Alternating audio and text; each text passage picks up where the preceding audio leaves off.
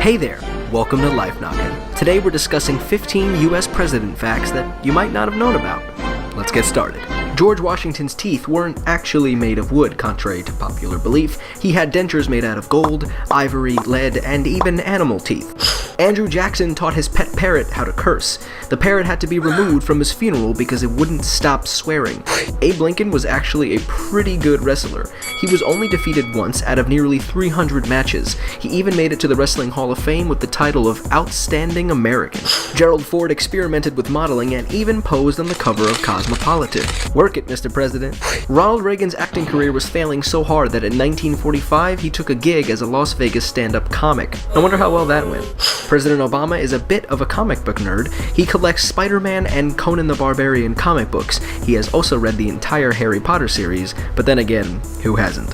Andrew Johnson would only wear the suits that he made himself. He was the only tailor ever to be president.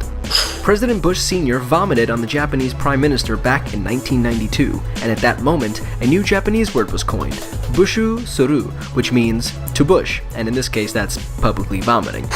Franklin Pierce was arrested for running over a woman with his horse during his presidency. Charges were later dropped due to quote-unquote lack of evidence. Woodrow Wilson was the first president to show a movie in the White House. He showed the 1915 film The Birth of a Nation, which interestingly enough has become the most banned film in American history. William McKinley's good luck charm was a red carnation that he wore on his lapel nearly every day. While greeting a line of people in 1901, he handed the flower to a little girl. A few moments later, he was shot by an assassin and died 8 days later.